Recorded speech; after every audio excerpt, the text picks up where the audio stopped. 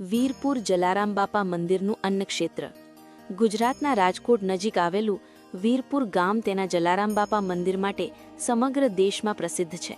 આ મંદિરની સૌથી વિશેષ અને અનોખી વાત એ છે કે અહીં કોઈ પણ પ્રકારનું દાન લેવાનું નથી, ના રોકડમાં, ના ચેકમાં, ના કોઈ અન્ય રૂપમાં.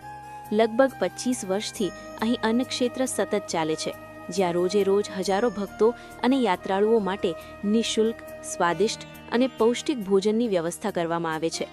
આ અન્નક્ષેત્ર મંદિરના પોતાના સંસાધનો, વ્યવસ્થાપન અને વ્યવહારુ આયોજન પરથી ચાલે છે અને દાન વગર પણ વર્ષો સુધી કાર્યરત રહી શકે છે. એ એક મોટી આશ્ચર્યજનક બાબત છે. જલારામ બાપાના જીવનમાં સેવા અને દાનના સિદ્ધાંતોના ઊંડા પ્રભાવ જોવા મળે છે. તેમનું માનવું હતું કે સાચી ભક્તિ એ માનવ સેવામાં છે અને ભૂખ્યા માટે ભોજન આપવું એ સૌથી મોટું પુણ્ય છે. આજે પણ આ મંદિર એ જ મૂલ્યોને જીવંત રાખે છે. અહીં ભક્તો કહે છે કે જ્યારે તેઓ પ્રસાદ સ્વરૂપે ભોજન મેળવે છે ત્યારે માત્ર પેટ જ નહીં પણ મન અને આત્મા બંને સંતોષ અનુભવે છે.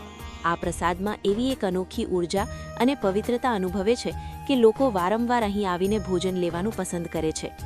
મંદિરનું સંચાલન અત્યંત પારદર્શક અને નિયમબદ્ધ રીતે થાય છે. મોટાભાગના મંદિરો દાન અને ચઢાવ પર આધાર રાખે છે, પણ વીરપુર જલારામ મંદિર એ નિયમથી અલગ છે. અહીં કોઈ પણ ભક્ત પાસે દાન લેવું મનાય છે. હવે પ્રશ્ન થાય કે પછી મંદિર ચલાવે છે કેમ?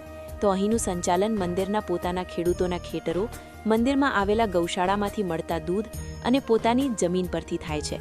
આ રીતે મંદિર પોતાની રીતે સ્વયં સંપૂર્ણ બન્યું છે અને કોઈ બહારના સહારે નહીં પણ પોતાની વ્યવસ્થાથી હજારોને રોજે રોજ ભોજન આપી શકે છે. દરરોજ હજારો યાત્રાળુઓ, સ્થાનિક લોકો અને જરૂરિયાતમંદો અહીં અન્નક્ષેત્રનો લાભ લે છે. અનેક લોકો માત્ર ભોજન માટે નહીં પણ શાંતિ, આત્મિક સંતોષ અને આધ્યાત્મિક અનુભવ માટે પણ અહીં આવે છે. મંદિરમાં પ્રવેશતા જ એક શાંતિપૂર્ણ, પવિત્ર અને નિર્મળ વાતાવરણ અનુભવાય છે, જે મનને તાજગી આપે છે. જલારામ બાપા 1799થી 1881 એવા સંત હતા જેમણે જીવનભર પરમાર્થ અને માનવ સેવા કરી.